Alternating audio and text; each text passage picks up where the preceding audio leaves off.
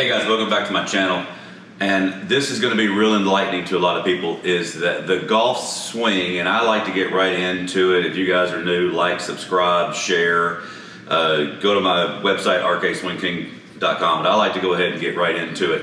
And I appreciate all you guys. So the difference between twisting the upper body, which is like this, and I can kind of compartmentalize it if you can kind of see it this way, right?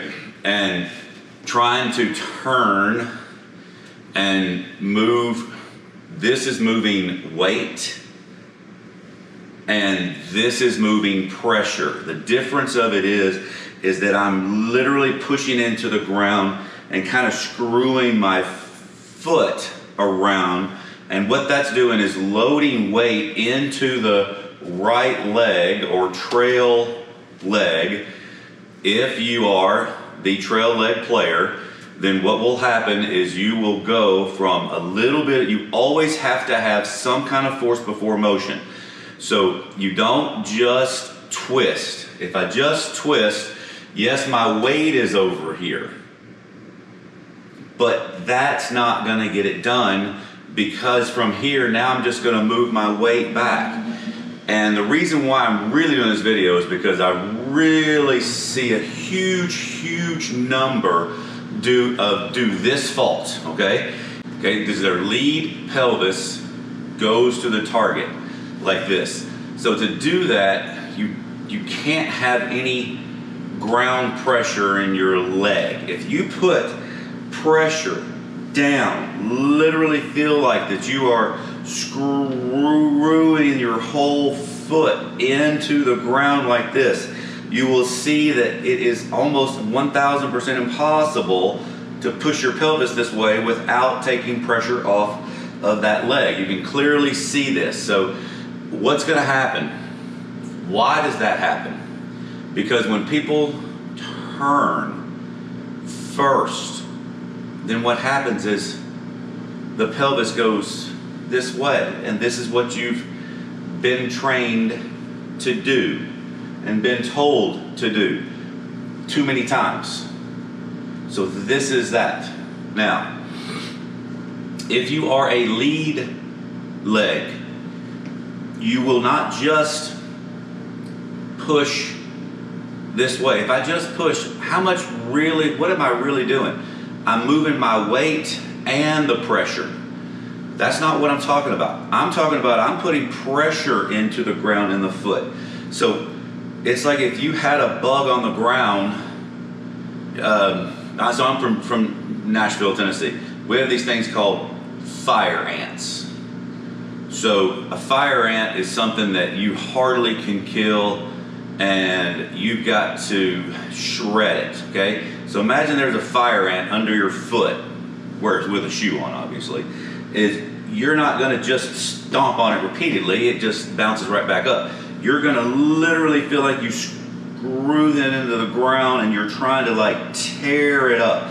So you're gonna have to use some quad muscles, glute muscles, things of that nature. So I'm pushing the ground hard as I can this way quickly, and what that does is then that rebounds into my right, which is not just this, right? If you're gonna do this is called swaying, if you wanted to think of that. It's also just very passive in how the upper body works, okay?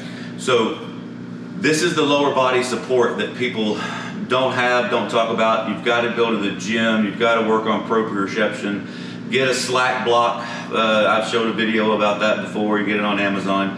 All those kinds of things that will help build this up. Air squats, work on mobility. These are all things, because you can only swing the golf club how you can move. So this is a hard thing to teach, because when people are trying to, they're also trying to whack the golf ball. Well, you have to have the correct grip, which we talked about ad nauseum, and you have to have the club head feeling like that you can feel the weight of it and know where it is in space, but it can move by the pivot. It is a big difference of pushing the ground down to then push the ground back right briefly or into your trail leg, and then it goes right back to your lead leg, if you are lead leg dominant, and you can see that I have pressure here to then throw. If you are trail, then you will push and you will stay into the ground longer, and your pelvis will feel like it goes back into this leg. And when that happens, you're gonna feel all loaded up here. Now the first move now is gonna feel like that you keep your back to the target, and now your left leg is feeling like it's screwing into the ground, but the right foot is what is actually still pushing the left foot over. And now you've got maximum torque, and then you have vertical to unwind. Slow motion on this, ground pressure. Use the band that we talked about before, where you're pulling, resisting, twisting. You can really see how, like if this was a band, I'm just squeezing back. Now I'm using the muscle in the ground and the foot, and I'm doing this. I'm not just doing this. Okay? Now, the reason why I can do a lot of this, and I've already built into this. So I can swing the golf club with just my hands and forearms with a lot of speed, and it doesn't look like I'm doing anything, but man, this ground is, I've screwed this foot in the ground here, okay? So remember when I talked about the right foot and left leg only drill? Well, that's the same thing. You're learning to stand and wind. So if I put this foot back a little bit more here, and I practice swinging back, and you see how I'm keeping this kind of bent at this angle here, see? Then I can really practice loading up.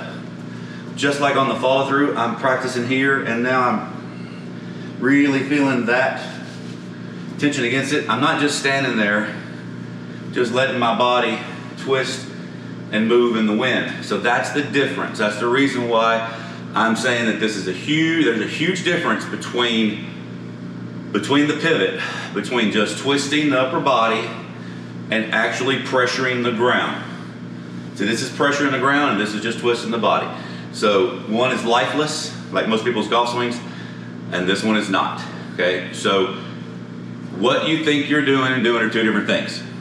So doing this in front of a mirror at home, retraining and building your muscles to do this movement, then letting the golf club freely swing because of that, will be a game changer. You have to build this up, okay? I really hope that this hits home. Hitting tons and tons of golf balls, you can figure it out a little bit, and you can make manipulations. And I think a driving range for most people is just a place that they can hit balls, and maybe what they're thinking they're doing are two different things, which I already know that's about 100%.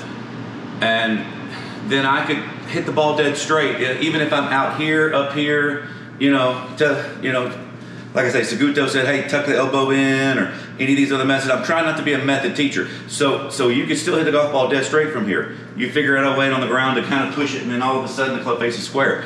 But that's not consistent, and you don't know what you're doing.